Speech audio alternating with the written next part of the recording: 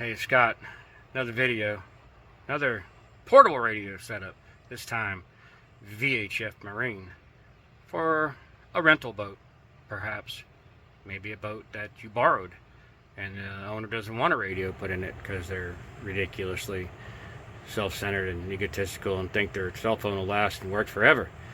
But here it is. I'm horrible at this YouTube stuff, by the way, because I could have videoed more processes of building the box, but it's basically just drilling holes, finding out where things are going to sit, how they're going to lay, and then drill some holes, put in some bolts, and call it a day. Here we go. Alright, pretty straightforward. This is a 50 cal ammo can.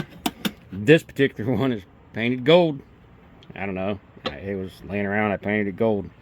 Anyways, didn't have any ammo in it. And, you know, because who needs ammo? I got the government to take care of me. Anyways, it's a Retevis RB20, I think it is. 25 watt Marine GPS. Got the little emergency button right there. I'm pretty dang far from the coast, so we're probably not going to hear anything. I got my anytone monitoring the Coast Guard as well, so if I do hear something. Anyways, ammo can. No big deal, right? Hinge cover, blah, blah, blah. Paint it, got a gasket, add some silicone to it, freshen it up. Antenna on the back. And, you know, there's always a, thing about a ground plane, right? Well, we're in a boat that's made out of fiberglass, so, ground plane, no ground plane. Could be on a pontoon. Could have plenty of metal on the water, in the water. At that point, maybe connecting a jumper from the box to the pontoon boat frame would be a good idea. That'd give you some ground plane from the moon and back. Gotta watch out, my fish is in the way of the antenna. I'm not 40 anymore. That is 17 years old. And anyways, yeah, I just drilled some holes in the back of it, drilled some holes in the side of it. You can see the original first layout didn't quite work out. Caught it before I drilled the holes. Put it in. There's a piece of foam back there. You can't really see it, to keep the battery from shifting. The battery's a 12 amp hour Bioenno. Don't give me crap about the Bioenno, blah, blah, blah, more money. It's got a form factor you can't beat. And I don't know of any other 12 amp hour I would have got in this box with the radio installed. But the idea is that the radio is here. It is going to be weather.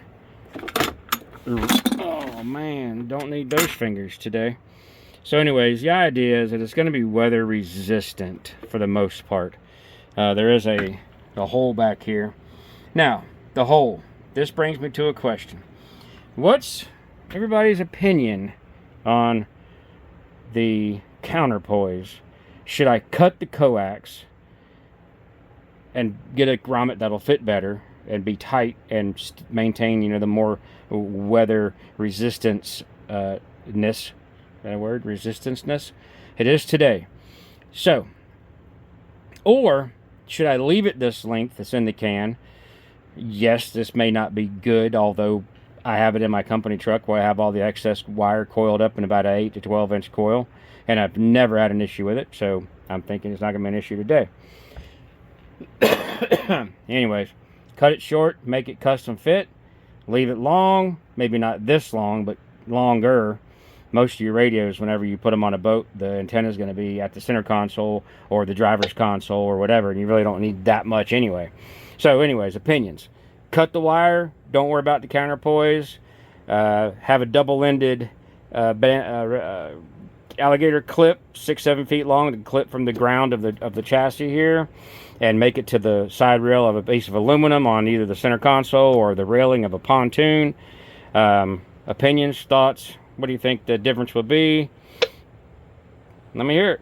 Anyways, this is the Marine version of KO4TNL, which you do not need a call sign for Marine if you are on a licensed body of water, is the way I understand it. Anyways, that's it. Y'all let me know.